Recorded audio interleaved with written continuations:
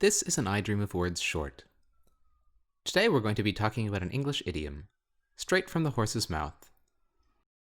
When you hear something straight from the horse's mouth, you're getting the information from the source. It's authentic and, most likely, true, though the truth is assumed rather than necessary for the idiom to work. Let's take a look at an example. What happened at the party last night? You weren't there either? No, but I heard it was crazy. Totally blown out of proportion. Nothing happened. Didn't the police come and shut it down? That's not what I heard. Her parents came home from their trip and kicked everyone out. Where'd you hear that? Got it straight from the horse's mouth. We had class together this morning.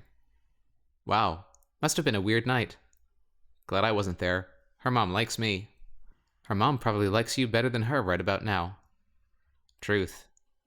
In this example, A is asking B about a party the night before when something different happened.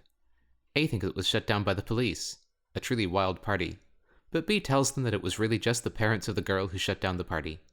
When A is curious how B knows, B says it was straight from the horse's mouth, from the girl whose house the party was at. A and B then talk about how much the girl's parents must be angry at her for having a big party while they were away. There are two places this idiom could come from. There's a lot of debate about it actually, though it's likely a combination of both explanations. Both are about horses, as you might expect. The first has to do with the noise a horse makes. In English, we refer to this noise as neigh. Actually, there are two reasons this is significant. One is how distinct the noise is. The other is what the noise sounds like to an English native speaker. The noise of a horse is incredibly obvious.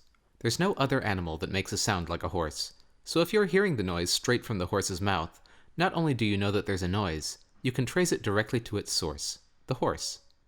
So the expression in this case is based on the idea that it's impossible to mistake the authenticity of the information. It definitely came from the horse. It wasn't the horse's best friend, the cow, or the horse's neighbor, the pig. The information might not be true, but it's definitely coming from the source without an intermediary. The horse's sound in English is written neigh, N-E-I-G-H, which is a homonym of neigh, N-A-Y. As an English learner, you probably have come across the horse sound, but not the other meaning for this word, since it's outdated by several centuries. If you read Shakespeare or Milton, though, you will see it very regularly. The old word neigh is a synonym of no, the standard English negative. So if you went back 400 or 500 years, you'd hear people answering questions using the words yea and nay for yes and no.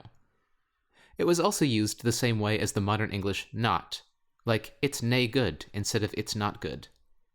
So when a rumor was floating around about something, and you asked the person involved, the most common answer would definitely be no, in historical language, nay. Since this is the sound that is assumed to come from a horse, you could say that in many ways, negative answers come straight from the horse's mouth. Completely as an aside though, if you have heard a horse, you know very well that the sound it makes sounds absolutely nothing like the word neigh, and, much like almost all English words for animal sounds, has a lot more to do with tradition than the actual sound. Here are some of the other onomatopoetic words for animal sounds in English, though. A cow says moo. A pig says oink. A chicken says cluck or buck. A frog says ribbit. A dog says woof. And a cat says meow or mew. A lion roars. A horse whinnies. A dog barks. And a cat purrs. The other explanation for this expression is a bit more technical. Horses have been being stolen since there have been horses.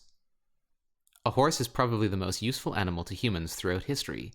It's so common that a horse would do the work of many humans to generate power for everything from milling grain to digging ditches to transportation, that the unit of power of an engine doing work is still called horsepower. If you want to know who owns a horse, there is only one place to check, inside their mouth. Horses are branded, sometimes with a number, sometimes with a mark, inside their mouth. So if you want authentic information about something, the first place to check is there. That way, you can find out the truth straight from the horse's mouth, quite literally. Of course, in modern times, it has become far easier to fake branding and such, so we should probably be looking for the truth straight from the horse's DNA records, but that doesn't have quite the same historic ring to it, does it? So when you're trying to find out the truth, the authentic story, you'll know where to go and how to describe your source. You can get the details straight from the horse's mouth. Thanks for taking the time to join me here today for an I Dream of Words short. See you next time.